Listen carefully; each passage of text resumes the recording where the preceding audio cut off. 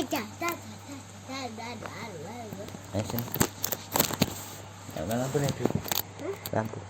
Tuh, udah terang. Bentukan. Nampak. Tapi itu ya kalau.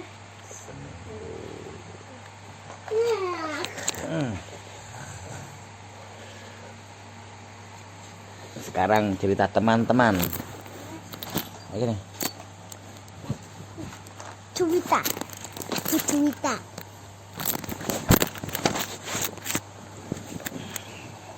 Bismillahirrahmanirrahim.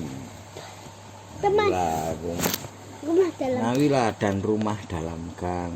Cerita berikutnya. Ini yang kemarin kelewatan. Yang kelewatan. Teman-teman. Cerita berikutnya teman-teman. Ternyata Asih tidak suka pakai sepatu. Asih. Nah, Asih. Asih. Namanya Asih teman. Dia bilang sepatu membuat kakinya gatal-gatal.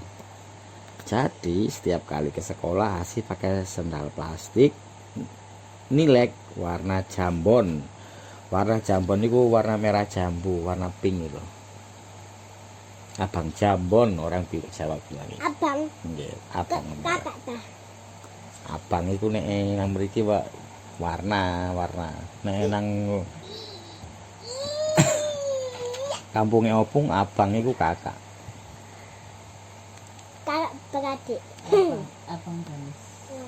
Aku mau juga pakai sandal. Mas Danis. Aku juga pakai sandal, tapi karena sepatu tidak membuatku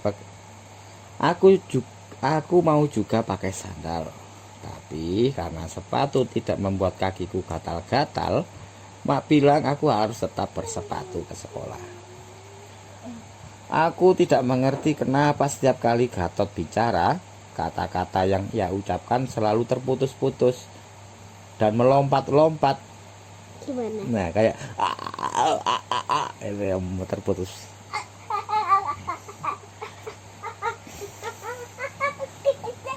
Gagap, patah-patah itu gagap.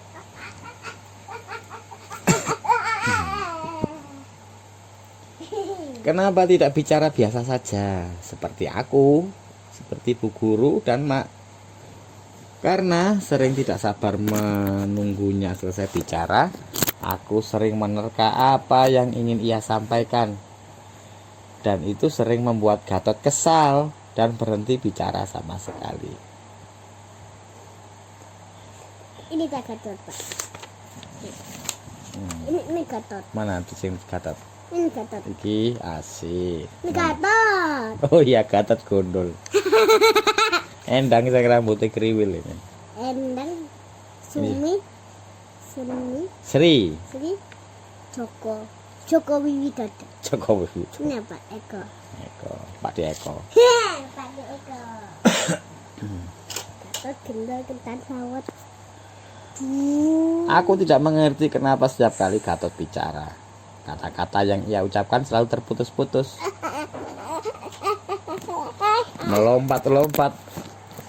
melompat-lompat itu kalimatnya tidak jelas. Jadi kadang bicara ini, bicara itu.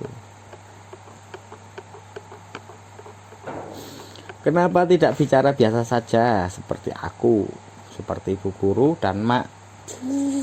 Karena sering tidak sabar menunggunya selesai bicara, aku sering menerka itu menebak apa yang ingin ia sampaikan. Dan itu sering membuat Gatot kesal dan berhenti bicara sama sekali. Sumi dan Sri itu punya muka yang sangat mirip. Sumi dan Sri, mana Sumi? Sumi, Sri. Iki Sumi, iki Sri. Oh ya.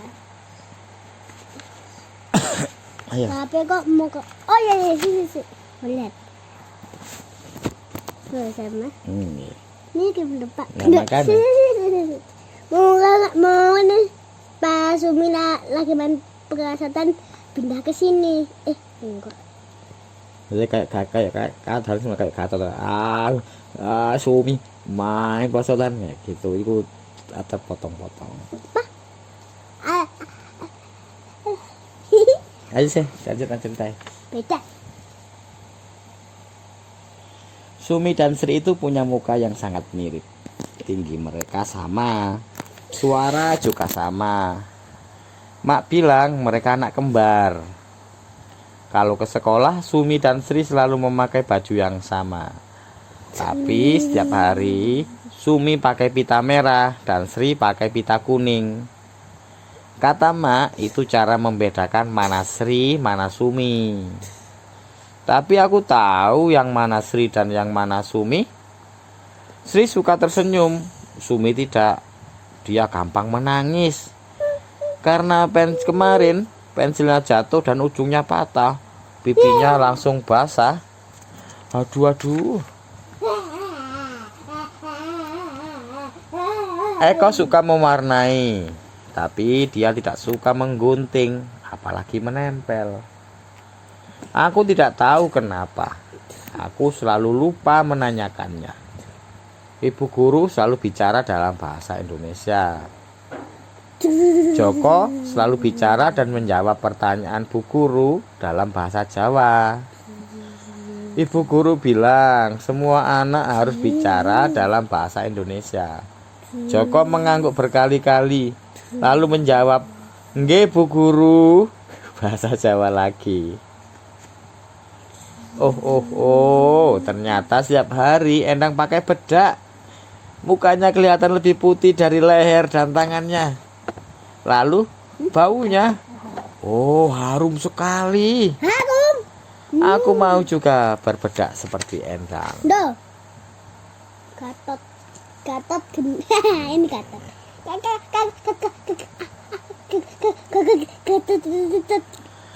Cerita berikutnya, Gatot. Hari ini aku mengajak Gatot bicara biasa-biasa saja. Tidak usah putus-putus begitu. Jadi setiap kali dia bicara, aku pukul mejanya kuat-kuat supaya dia terus bicara. Gini Bapak. Iya. Tidak usah berhenti-berhenti. Tapi Gatot malah terkaget-kaget. Bicaranya semakin melompat-lompat setiap kali aku memukul meja. Sekarang muka dan telinganya jadi sangat merah. Hidungnya kembang kempis. Barangkali dia mau menangis. Wila, Gatot, tiba-tiba ibu guru sudah ada di sampingku. Aku mau bantu Gatot bicara yang lurus, Bu Guru, tidak melompat-lompat. Oh, itu sebabnya kau pukul meja keras-keras, tanya ibu guru. Iya, Bu. Gatot dengan hidungnya yang masih kembang kempis bersuara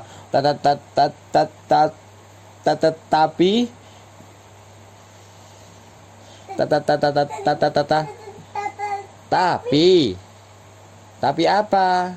Aku meneruskan ucapannya. Mata Gatot membelalak, kelihatan dia tak senang.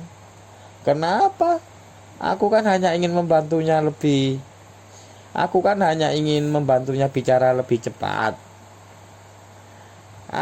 Wila baik sekali. Tapi kelihatannya tidak bisa dengan cara memukul-mukul meja begini, kata Bu Guru sambil mengusap kepala Gatot yang sekarang muka dan telinganya sudah tak semerah tadi. Begini saja, biar ibu guru yang mengajari Gatot bicara lurus-lurus. Wila bermain saja dengan yang lain ya, atau cari buku di lemari buku.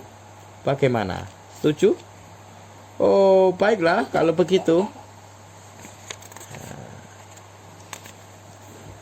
Pun selesai. Ayolah, Pak. Pun 2. Saya ada kan sudah, saya kan ini. Piringan hitam. Satu lagi harus bubuk ya. Enggak, jendela. Sudah lapar, bawa suara lucu. Cerita selanjutnya. Ayo, Bobo. Lucu. Cerita selanjutnya. Mari kono Bobo. Enggak mau. Piringan hitam. Di Siola itu nama toko di Surabaya. Sekarang Siola itu jadi kantor pemerintah. Kan Bapak udah bilang udah Nolong. Oh ya. Di Siola ada satu sudut yang menjual piringan hitam. Piringan hitam itu kayak kaset gitu loh, kaset zaman dahulu buat denger musik.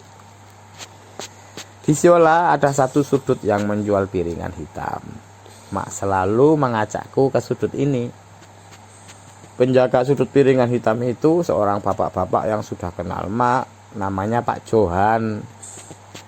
Jadi kalau Mak datang, Pak Johan langsung menyambut dengan memasang piringan hitam terbaru buat didengar dan semoga dibeli oleh Mak. Tidak semua piringan hitam yang ditawarkan Pak Johan dibeli Mak. Kadang-kadang Mak cuma lihat-lihat, mendengarkan apa yang diputar. Kalau ada yang disuka, Mak akan beli. Plat yang dibeli bisa yang besar, bisa kecil. Tapi setiap kali Mak hanya membeli satu piringan hitam, tidak lebih. Tapi setiap kali Mak hanya membeli satu piringan hitam, tidak lebih. Piringan hitam Mak banyak sekali. Kalau ditumpuk ke atas dari lantai, tingginya bisa melewati lututku. Oh, ini namanya lutut, dengkul ini. Lutut. Oh, pasti sampai sini Pak. Bapak. Ini paha, ini lutut. Pasti sampai paha. Ini paha, ini lutut. Ini betis. Paha atas. Ini betis. Ini paha atas. Ini paha bawah. Paha bawah, paha atas. Oh, antau. Ini anak yang lihat di tengahnya merah. Ada biru gitu. Merah, oranye, kuning, hijau, merah. Biru, merah. Piringan hitam Mak banyak sekali. Kalau ditumpuk ke atas dari lantai, tingginya bisa melewati lututku.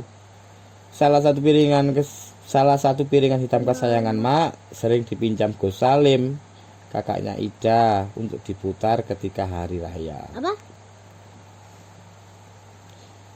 Piringan hitam. Iya, apa? Tadi Sering. apa? Salah satu piringan hitam kesayangan Mak sering dipinjam Gus Salim, kakaknya Ida, Farida, untuk diputar ketika hari raya. Farida menurut. Waktu tamu-tamunya datang berlimpah, piringan hitam itu dipasang dengan suara keras sehingga aku, Mak, Pak, dan Mbok di rumah bisa ikut dengar juga. Di piringan hitam itu hanya berisi satu lagu. Mak sangat sering memutarnya. Kata-katanya, kata Mak, bagus. Aku hafal lagunya. Insaflah wahai manusia, jika dirimu bernoda untuk makhluk ciptaan Tuhan. Aku hafal lagunya.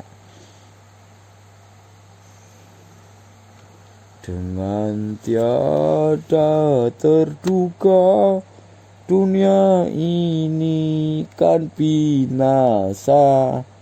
Kita kembali ke asalnya, menghadap Tuhan yang esa. Insaflah wahai manusia, jika dirimu bernoda. Gitu lagunya. Bon, selesai. Mama, Pak lagu nakiannya bisa tidur. Terus buatan pun selesai. Bapak istirahat.